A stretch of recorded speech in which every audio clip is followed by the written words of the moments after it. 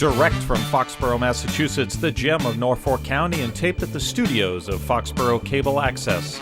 It's Foxborough Central, and here's your host, welcome to another Bob great Hickey. episode of Foxborough Central. I'm Bob Hickey, your host, thanking you for taking a little bit of time to join with me and my guests as we talk about the people, events, and organizations that make Foxborough truly the gem of Norfolk County. And speaking of Norfolk County, we're here in southeastern Massachusetts, but we are served at the federal level by the Food and Drug Administration in their regional office, which is in some little town that I can't remember outside of Worcester. And every once in a while, we are honored to have the opportunity to be joined by Joe Rilonitis. Major Rilonitis, how are you doing today? Robert, so good to be here. And that little town is Boylston, and it is little. Boylston. Well, it's great to know that our federal government hasn't forgotten about the little towns, and they put offices there throughout the landscape. But here in Foxborough, we're served by the region.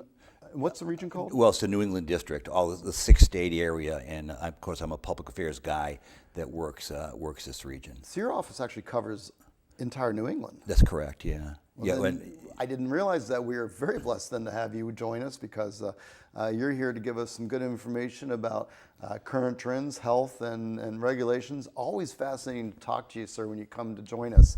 And now I'm actually a little bit in awe. I didn't realize I was getting the New England regional representative. So we're the big guys, and we know where the outreach market is, and it's here. Well, then here on Foxborough Central, we have the hard-hitting guests. So thank you very much for taking the time.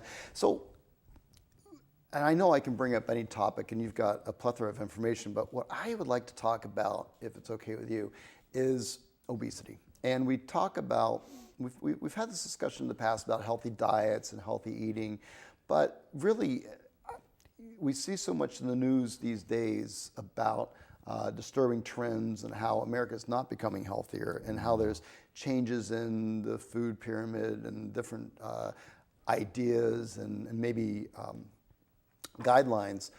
What is the answer, and is there an answer, and what can we do about it? So I guess we first have to talk about the problem before we can talk about the answer. So can we just have a brief overview of where we as Americans stand with obesity, childhood obesity, adult obesity, and the issues? It's a concern, and thanks for bringing it up this morning. I really appreciate that. Well, in the past 40 or so years, Robert, from 1975 to about now, we've seen the level of obesity in this country in adults and children increase by about 50%. That's a lot of overweight or obese people. It really 50% increase. In the past 40 years. That's a trend. That's amazing. It is amazing. It's disturbing. It's scary. And there's just a lot of reasons for that. And that's not just a Michael Moore pseudo documentary. These are real numbers. This is a real issue. No, it's not. It's a Robert Hickey Presents type of thing. Well, then it must be factual, actual. It's got to be good. It's a disturbing trend. Among adults over the age of 20, I think about 1 in 3 are overweight or obese. That's a body mass index, 2 different levels here, and we're seeing younger people between like 2 years and 16 years. We've got 17 million of them who are overweight. It's a real concern. Changing lifestyles doesn't help. The average child under the age of 16 or so, and I'm big on stats and data like that, spends about 8 hours on a screen a day. Well, I was just going to say, back in the day, before screens, and you're of a certain age before my certain age. So we'll just go back to my certain age. Okay. When Atari first came out with their first sure. Beep, beep, beep. Don't we remember that? That was my age group, and that was an amazing toy to play with. But I remember doing a lot of the pickup sports and going outside. Oh, my goodness. And even with the Atari, that was not the consuming. But now I've got kids, and we see there's just a whole different dynamic with how to raise kids. It's now all organized sports. It isn't, get out of the house and I'll see you when the streetlights come on. It's now, I will drive you to soccer, I will drive you to baseball, I'll drive you to lacrosse, I'll drive you to practice, play, travel teams, town teams, everything. But it's no longer the predominance of sandlot and pickup. It's now all organized sports. And with that, when you're not playing the organized sport, it seems though it's all screen time. Right, or couch time in front of a screen. Right. You know, where you're sitting around and you're watching a TV. I don't think it's necessarily wrong or different or bad as far as how things change. Life changes. We no longer also roll hoops down a hill. I mean, it's just reality. This isn't an indictment on change, but it's more of, so what's the outcome of this change? And it seems to be obesity. It is. People just, when they're in front of a screen and they're not exercising, getting up and burning off calories and the whatnot and such, they're eating improperly. I mean, sometimes group television sessions are an indictment or a desire or a need to have bad snacks. You know, lots of sugared soda pops, salty treats with high sodium and so forth and so on. So as we spend our time watching and not participating, we're eating badly as well. Sort of hitting us from all ends, you might say. It was interesting this morning, and I always love having Joe come down because he is a wealth of information. He's also a very interesting individual, and I had the honor of taking him to breakfast this morning, and it did not go unnoticed by me as I'm putting my pepper and salt on my eggs that he did not put salt on his eggs. So we talk about sodium intake, and he's walking the walk and talking the talk. So good for you, and that's why I'm hopefully getting a little bit educated myself as opposed to just blathering before you, my friends on FCA TV. So let's talk about sodium intake and snacks and this sort of thing, because doggone it, Doritos taste good and cheesy fries are delicious. Oh, and they are pop is wonderful. And who doesn't like a good donut? Right. I mean, seriously. It's tough. You mentioned earlier that America has everything. It's all here. There's no doubt about it. But with that, our stores are just chock full of foods and things that maybe a couple earlier generations never would even thought that they'd be available good to us. stuff, not always good for you. That's true. Yeah, so we're seeing onset juvenile diabetes become rampant. Hypertension because of the sodium that you and I just mentioned, heart disease, cardiovascular problems, bone density issues. These are all becoming very common right across the spectrum of age groups. When you have 65% of the adults either obese or overweight, that's going to impact on quality of life. There's no doubt about it. That's 2 out of 3. Yeah, that's tough. That's really tough. That's a dreadful stat. Now, it doesn't mean that everybody is morbidly obese. Some people, and we all carry a few extra pounds. There's no doubt about it. You told me you're playing basketball this past weekend. I was refereeing basketball. Yes. There you go. Yes. Yeah, but not everybody does that. Very few people do that. If you're going to intake, you got to try to burn it off. It's lifestyle which causes the problems. Bob, a lot of people think that genetics you're predisposed to be overweight because of genetics. Some people are, but for the most part, it's lifestyle. It's lack of dietary control, lack of dietary awareness. It's a real major issue. And what the FDA is doing is we're looking at this. 20 years or so ago, we had a working group formed to look at expanding waistlines in America. And we realized that we had to confront this. We had to look at our labeling, for example, our caloric intake, our sodium intake, our sugars and so forth. And we had to get a message out to the general public, young people and old people as well, that you need to do something about this. You need to be. That's why this program is so important, because it does get that idea and health awareness need out to your viewers, which is so important. We say health awareness and need, and I'll be the first to admit that I have a few extra pounds on me. And it's interesting that part of that I did try to make a lifestyle change about 18 months ago, and I went on a diet. It was a self-imposed diet. I was using one of those calorie counting. I love the Fitbit. It was a great thing. Great. This is not an endorsement. There's plenty of products out there, but it's all about self-control and education. Sure. And it was interesting because I also donate blood to the American Red Cross up at the Asparagus Center, plasma, platelets, whatever. And it's interesting. On the back of the card, they do, I don't know if you can see that, but they do your blood pressure. At every donation session. Yeah. And at the time, when I started this, I had a blood pressure. And they started actually not questioning my health, but saying, your blood pressure's gotten a little up. Yeah. So as I went on the diet, every month I would go in, and it was amazing to see it tick down. Yeah, it's a nice feeling. Right, it's a nice feeling. It's a great feeling, yeah. But I didn't maintain it, and now I'm not where I was, but I'm certainly not where I should be. And you can see the blood pressure starting to go back up. So I know why I am having such a difficult time. It's because I like food, and I like life, and I like everything that goes along with it. And doggone it, it just tastes so good, and I love the time we live in. There's so many options. How do I make a better decision and not become a militant about it? And I'm wondering what the Food and Drug Administration has in the works, because we touched a little bit about menus and changes coming down the pike. So maybe we can talk about that. How do we as Americans do a better job educating ourselves about what we're putting in our bodies? Communication. This is a wonderful source of communication. Getting a message out, having a discourse, having a dialogue about obesity, about eating habits, about right and wrong at the dinner table. Americans get about 1/3 of their calories, Robert, by eating out. I mean, we have restaurants upon restaurants upon restaurants in this country, and it's a great thing. I love it. It's, you know, I'll concur with you. It's just wonderful to have diversity. You can hop in your car and have a great, you know, meal 15 minutes from the house. But self-control is a big thing, and you can't legislate common sense or self-control. You can't. It comes from within.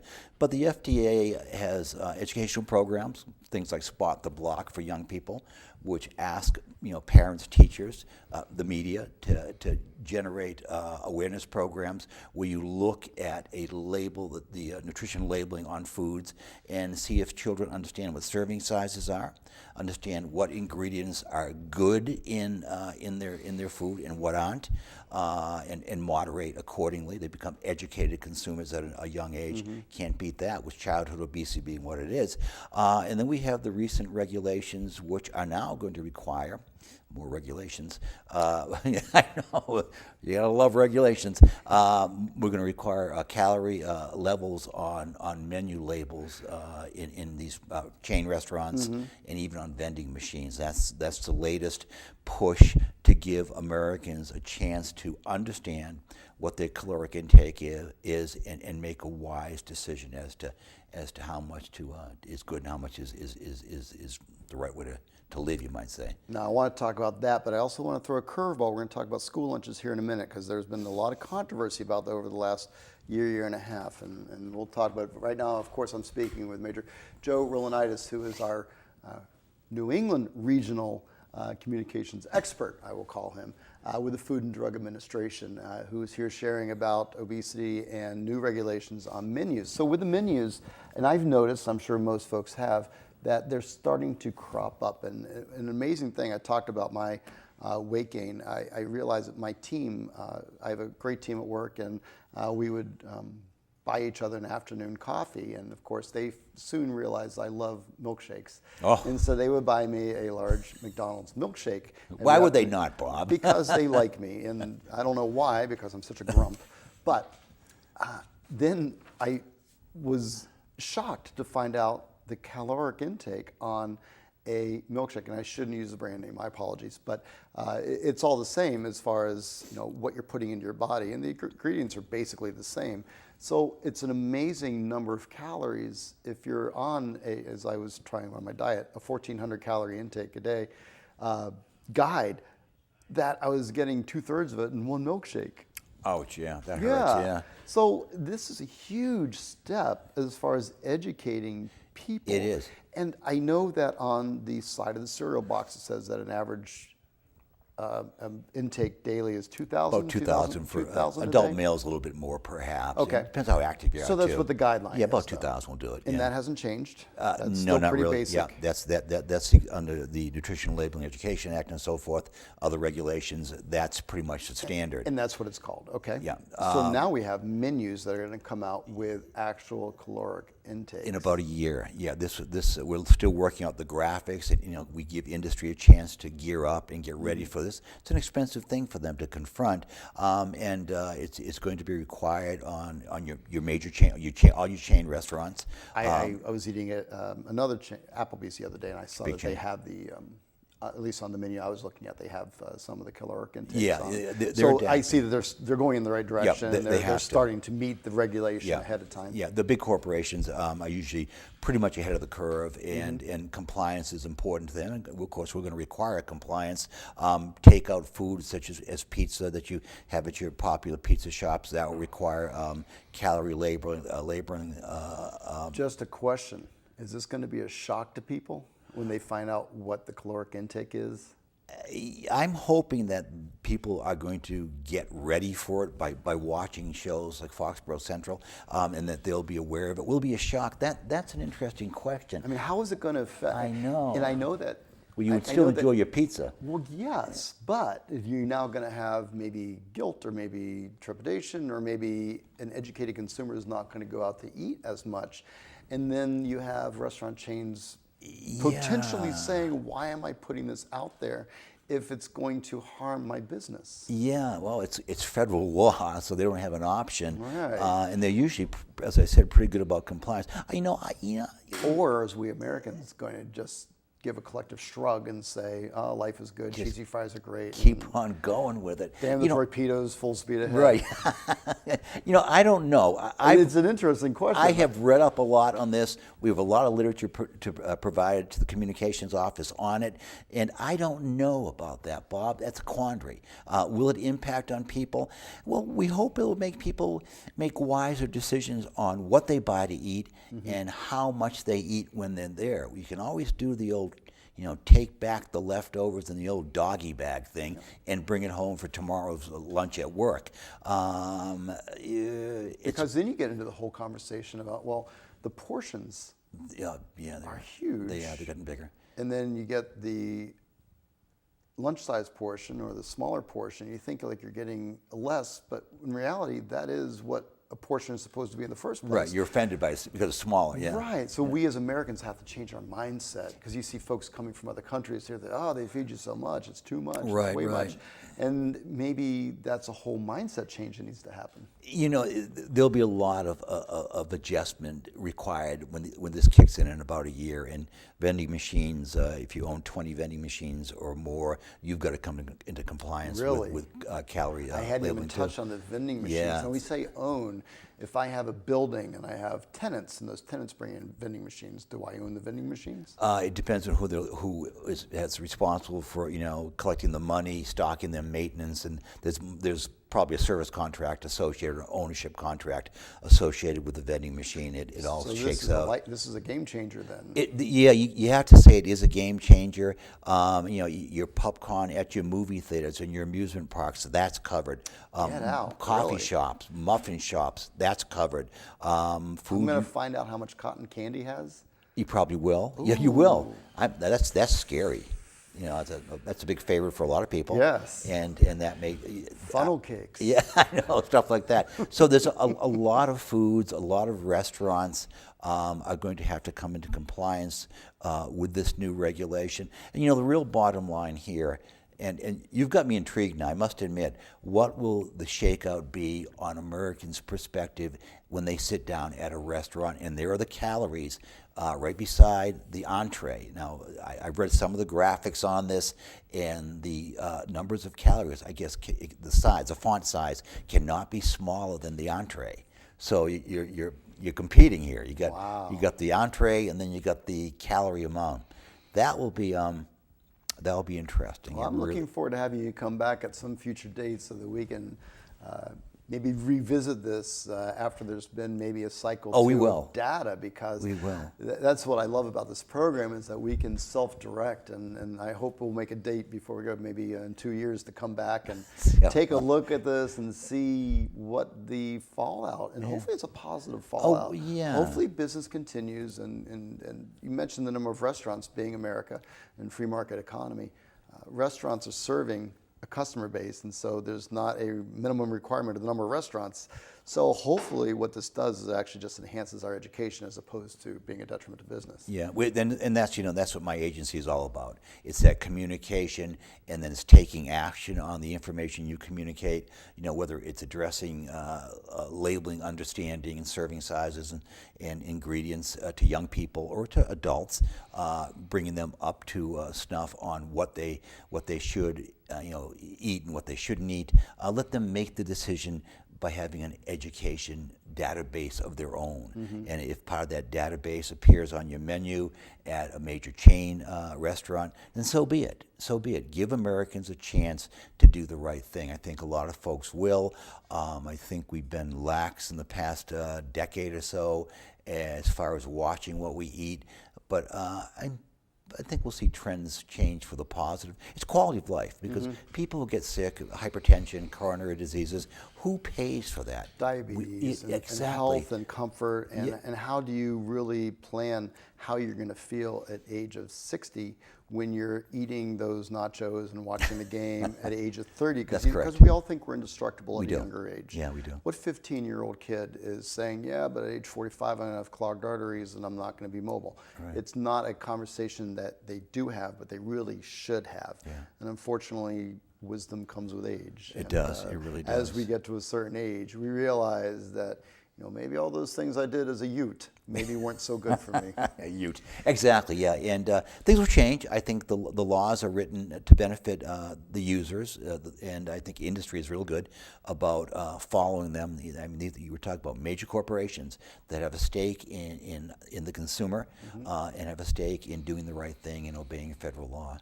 So I've really enjoyed this piece of the conversation, and I'm going to throw you a curveball. This is going to be a slight pullback to childhood obesity, and we're going to get into school lunches. We had a conversation maybe not so long ago about the new regulations, and we are now a couple years down the road, and we see that there's been some negative fallout from the new sizing of school lunch, the federal school lunch reimbursement program, and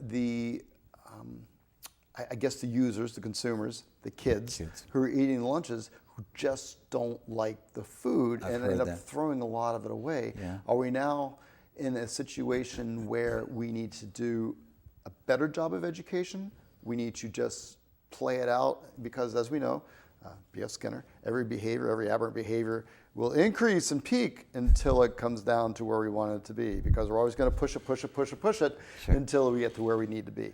So didn't mean to bring up any psychological play here, but B.F. Skinner, I haven't heard him for a long time. Is that really what's going on here, or is there truly modifications that need to be made in the school lunch program? Well, we've seen academia, we've seen the medical community and communities in general get behind eating better. Is it an evolutionary process? Yes. Will it take some time to get young people and get nutritionists on the same page? I think it'll take a while to do that.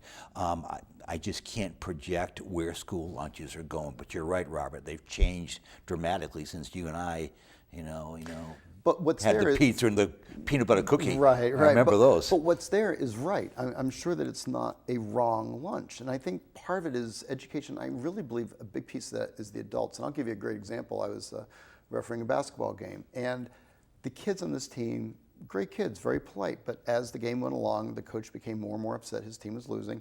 And he started getting agitated. And you could see the kids pick up on that angst, pick up on that anger, and it ended up in a very crucial moment. One of their players got a technical because he was mimicking what the coach was doing on the sidelines. And what's acceptable from an adult, I suppose, or at least in that role, is absolutely not acceptable from the student player. And so he got a technical, and the game ended up, they lost. But the whole point is, I don't even think it's the kids necessarily who have this breadth of knowledge and the wisdom of ages to tell whether a school lunch is good or bad, but I think a lot of it is the influence from adults. Of course. And so that really goes back towards your role of education, educating society as a whole. And I think, not that I'm segueing anything, but just tying back to the whole caloric intake on a menu is going to go a long way to educating us as parents and as adults. And hopefully that'll go towards educating kids, our kids, as they become consumers. And you're right, good example.